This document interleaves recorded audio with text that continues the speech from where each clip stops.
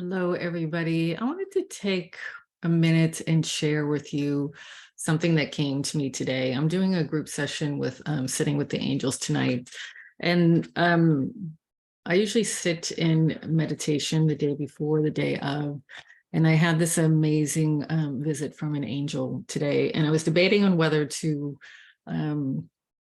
share this during the session, but I think it would take up too much time. But I wanted to share it for all of you, because we are all connected. We're all the same. We're all going through the same stuff. If we just change the names, the words, the situations, there's not much difference in our humanity. So the angels came to me to tell me that they were going to surround us with the angels of grace tonight during our angel session, which is a lovely treat. They've been with us before. But one of the angels came in and she said they're coming to hold us in love and grace as we offer up our fears. And so I was like, I know the word fear can bring up other fears, more fear, more anxiety, more stress. So I wanted to share this experience around that. Back in April and May of this year, I was in deep conversation with a friend of mine doing it at the end of a session. And I was about to say something about my abilities to see energy. I put out there, I see sound, I see energy, I see angels. But I was going to give it a little more detail and talk about synesthesia. And literally before I said it, energetically, I kind of squinched my face. I moved to the left over like this, like I am, kind of like went like that, like ready to be slapped energetically from saying the word synesthesia. And she called me on it. She was like, "What is that? What did you just do?" And I was like, "What the heck was that?" And we discussed it for a few minutes. And I'm so grateful to her for calling me on it, because that's what good friends do. We call each other on our stuff. But there was real fear for me in that moment when I had that, like, just this instinctual thing, and I was like, dang, like, I'm 65, all the work that I've done, and I still had this moment of like, I really don't want to speak my truth in that way. I can talk about it in spiritual terms, because I've been in that world for a long time, but talking about synesthesia made me very, very uncomfortable. So after a session was over, I started to do my own work around it. I did my belief work, to unravel what were my beliefs around that. I did inner child work, like who's that little, 6-year-old that was afraid of being smacked. I did a lot of work around my beliefs and my energy around it. And I felt better. And yet still, I was like, because I've done a lot of work and a lot of stuff through the last 30 plus years, and this was still present. So I laid myself down.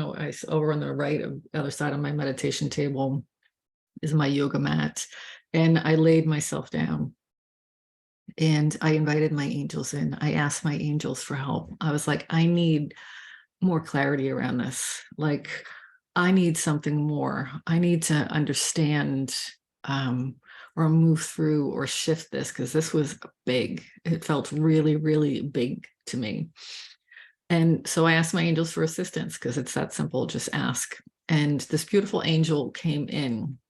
Usually they show up big for me, because I think that's the way that they get my attention. And this was a beautiful little angel. She was about the size of a 10-year-old girl. She was a woman. She was definitely a she. They're usually very androgynous, but this one was very much a feminine angel who came in full of light, full of grace, full of just like that childlike wonder and wisdom at the same time. And she said she's one of the angels of grace. And I was like, wow. And she said that she had been with us in our groups before, but she's here for me to be my angel assistant. And I was like, what? She's like, I'm here for you to be your angel assistant. And I was like, and like, what does that mean?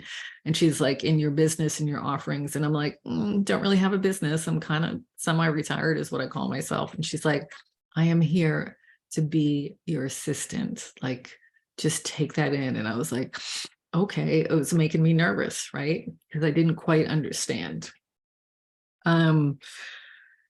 So the word she said to me, and I had to write this down because I even, when I describe this to some of my friends, it's powerful for me. It's very powerful. She said that she was here to guide me through my fears into greater creation.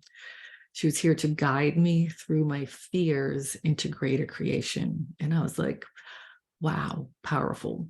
I did a lot of work on my fears before I had my brain surgery. And my ego was like, okay, you're good. You survived that. Like, you got through your fears, your fear of living, your fear of dying, your fear of in between. But, that's ego, and we're all human. And I still have fears, obviously. And we all do. And they show up in a multitude of ways. And this was just another way for me that fear showed up. And she said she was here to guide me through my fears into greater creation. So that got me excited. I was like, okay, I'm listening. I'll pay attention. And she said, we've come to you in the past and we told you to go in and work with the light, directly with the light that you see in others. And I was like, yes, haven't I done that? I thought I did that.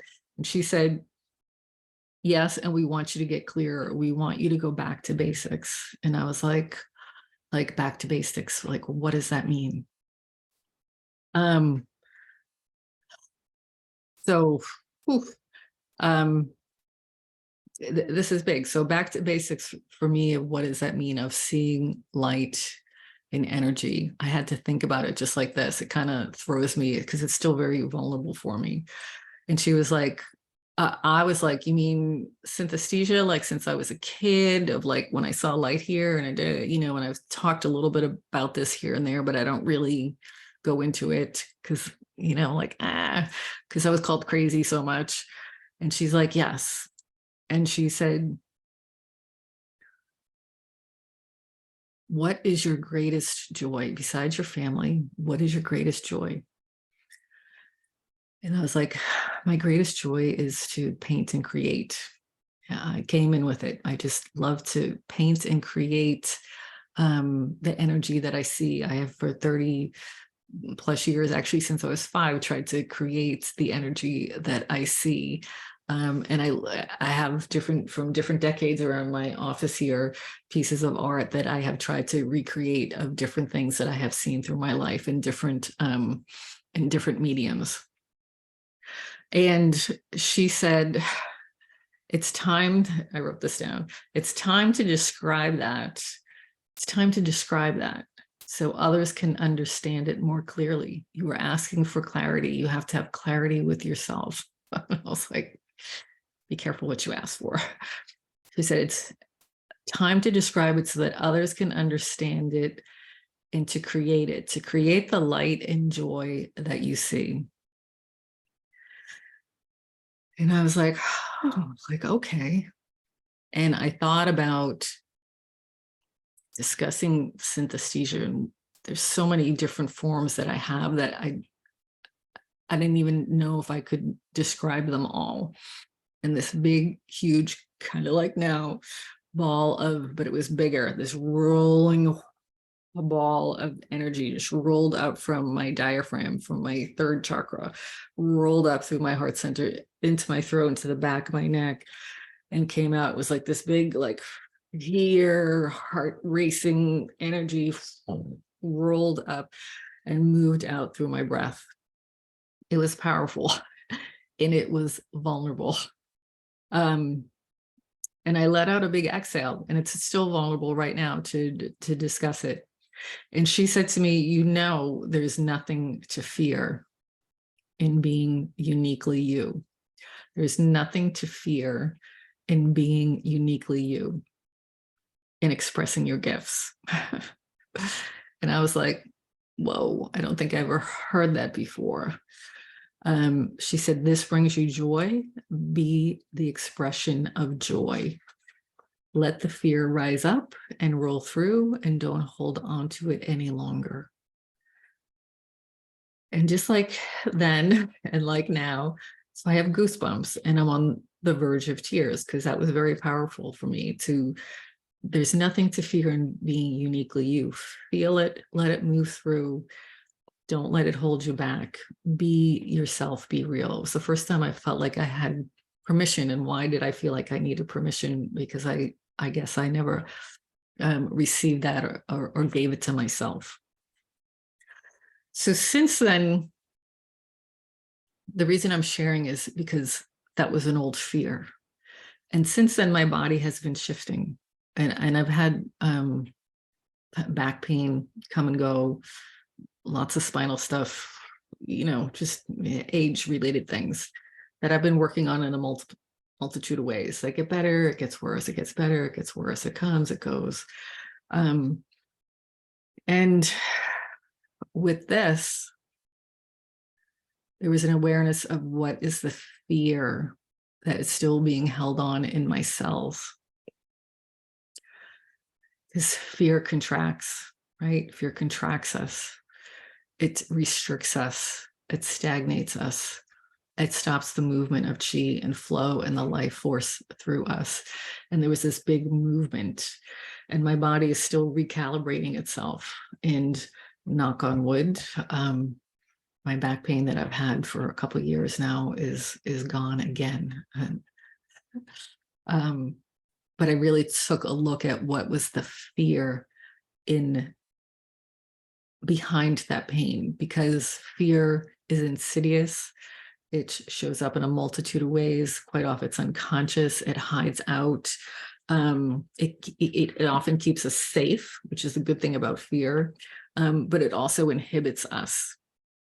And controls us in awful ways and causes disease and discomfort and pain, frustration and anger and all sorts of things. And it can be subtle and it can hide out in emotions. It can be fear of something from the past, fear of something from the present that hasn't even happened yet, something we did do, we didn't do, we wanted to be done, not being good enough, this didn't happen, I can't make it, I feel stuck. Fear of the future, fights in our head. This one's saying this and this, and I don't agree with that. It's all a fear-based energy. Candace Pert, who was a neuroscientist, wrote a couple of books back in the 90s, The Molecules of Emotion and the Physics of Emotion. And she originally coined the phrase, your issues are in your tissues. A lot of people have taken it on since then because she died about 10 years ago. But she talked about the physics of our cells and how our emotions affect us on a cellular level. And the different ways that we can move through our fears in meditation. Simply inviting the angels in to be with us by offering our fears up to the grace of God, of the divine, of the angels, of asking the angels for help to come in, to just simply take them from us, to allow them in, to literally just go, I don't even know what they are. I can't even put words to it. I don't know where this comes from. If the mind is stuck, I can't do this. I can't connect with my angels. I don't know what's happening.